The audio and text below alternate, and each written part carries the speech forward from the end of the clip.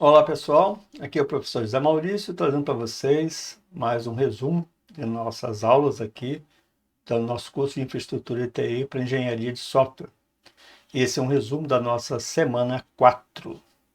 Mais uma vez eu reitero a necessidade de verificar o nosso material que está disponível em nosso ambiente virtual de aprendizagem que complementa o que aqui é apresentado. Então vamos à nossa revisão, nosso resumo, da nossa semana 4. Nessa semana, nós abordamos a segurança da informação sob a ótica da defesa em profundidade. A proposta aqui é mostrar como a proteção evoluiu de um perímetro físico, estritamente físico, com controles manuais, até a identidade dos dados, integrando múltiplas camadas de controle. Hoje nós temos aí a figura da convergência entre a tecnologia da informação e a tecnologia de operação, a TI e a TO, que amplia muito essa superfície de ataques.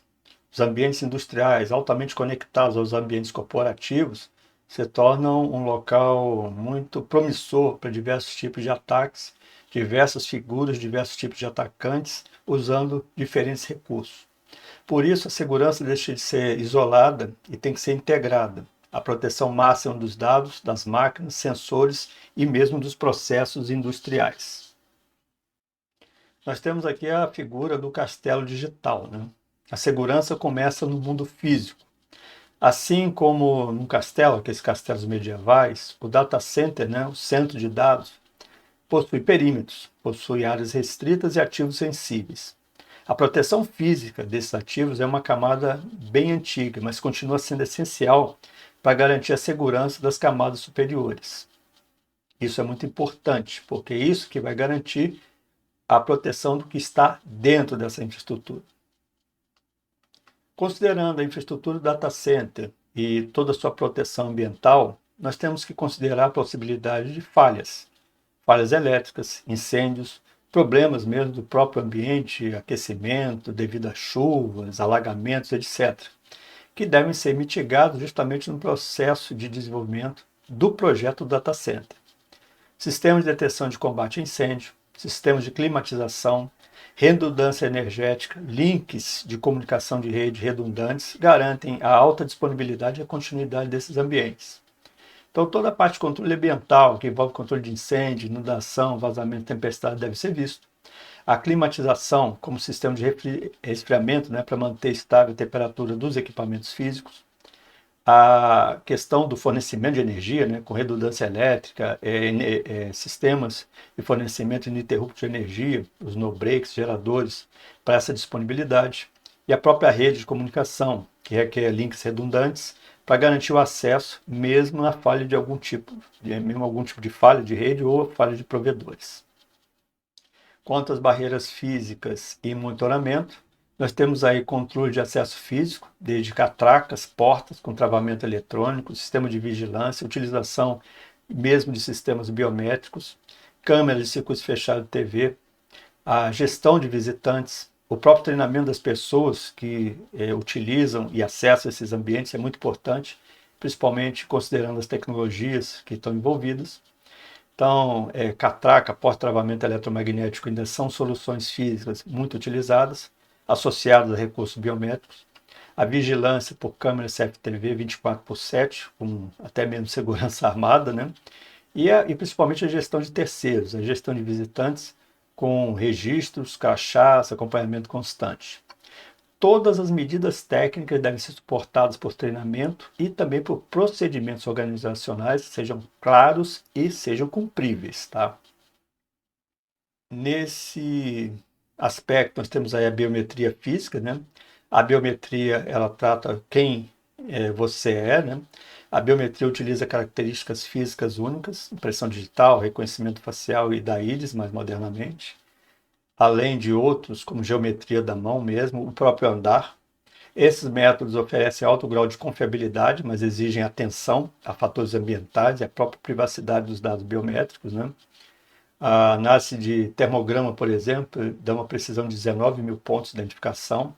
A confiabilidade da íris retina é alta, mas aí existem sistemas muito mais complexos, muito mais caros também. A geometria da mão pode falhar muitas vezes, então você tem que levar em conta vários fatores. E hoje, modernamente, nós associamos a toda essa infraestrutura, toda essa parafernália biométrica, inteligência artificial. Temos também um controle de acesso lógico aos dados, né? Onde no ambiente digital a identidade se torna um novo perímetro.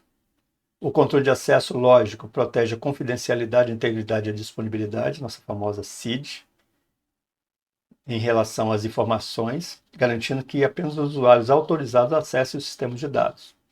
A confiabilidade, ela garante que apenas pessoas autorizadas possam ler dados. A integridade é a proteção contra a modificação indevida ou corrupção desses dados. E a disponibilidade é garantir que o acesso aos sistemas, quando necessário, às pessoas que têm direito de acesso a esses dados aí, uso, né, referente a esses dados aí. Nesse contexto, nós temos ainda duas figuras, a autenticação e a autorização. A autenticação, ela responde justamente pela pergunta, né, quem é você? Valida a identidade do usuário. Já a autorização, ela define o que você pode fazer, concedendo permissões específicas ou não. Essa separação é fundamental para aplicar o princípio de menor privilégio. O que você pode fazer? Por exemplo, permissões de leitura, escrita, de execução. E o sistema vai conceder privilégios específicos através do quê? Da autorização. O usuário primeiro prova sua identidade, mas ainda assim vai ter acesso restrito àquilo que realmente ele precisa acessar. Nesse contexto, nós temos os três pilares da autenticação, ou Multi-Factor Authentication, autenticação multifator. A autenticação multifator, ela se baseia em algo que você sabe, algo que você tem e quem você é. Então, o ideal é que você combinar pelo menos dois desses fatores, para ter uma melhor proteção. O que você sabe normalmente é a senha, o seu PIN, que pode ser esquecido, pode ser roubado, etc. O que você tem, um smart card, um token, um celular, também corre nessa questão de roubo, né, de perda, de ser subtraído. E quem você é, a biometria fisiológica ou comportamental, que já é bem mais difícil de ser copiada, de ser removida. Então, a associação de dois fatores, pelo menos, logicamente se pretende chegar a três fatores, é um padrão de ouro de defesa de qualquer tipo de sistemas. Ainda dentro das boas práticas e de segurança, nós temos as políticas de senha e logon. Boas práticas de senha incluem bloqueio por tentativas inválidas, complexidade mínima exigível no sistema, armazenamento seguro e proteção dos logs, ou seja, os sistemas têm que estar devidamente protegidos, senhas nunca devem ser guardadas em um texto plano e os registros de acesso precisam ser protegidos contra a adulteração. Então, uma das melhores práticas é bloqueio de conta para limitar tentativas de logon falhas, para impedir ataques de força bruta. Senhas mais complexas, com renovação periódica. Segurança nos logs, arquivos que evitam, por exemplo, esses acessos indevidos ou que registram tentativas de acesso indevidos, que devem ser devidamente protegidos.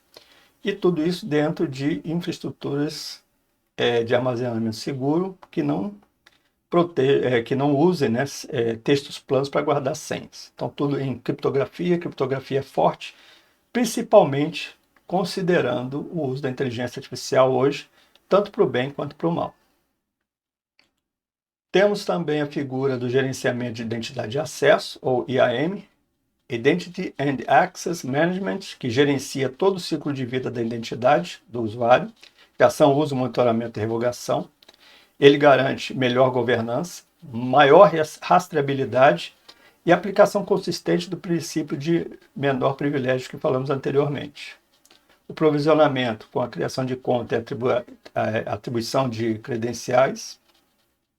Toda a parte de governança, com monitoramento e garantia do menor privilégio. E a questão mesmo da revogação imediata de acesso ao fim de um contrato, ao fim de função, etc. Nós temos aí processos e ferramentas que visam justamente gerar, atribuir, gerenciar e revogar essas credenciais, e é uma boa prática esse tipo de gerenciamento de identidade e acesso. Aqui também cabe destacar a arquitetura Zero Trust. O modelo Zero Trust adota o princípio nunca confie, sempre verifique. Não importa se o usuário está dentro ou fora da rede. Todo acesso deve ser validado continuamente, considerando identidade, contexto e comportamento. Objetivo: eliminação da confiança implícita baseada na localização da rede. Estar dentro não significa ser confiável. Segundo, verificação contínua da identidade e do contexto de acesso.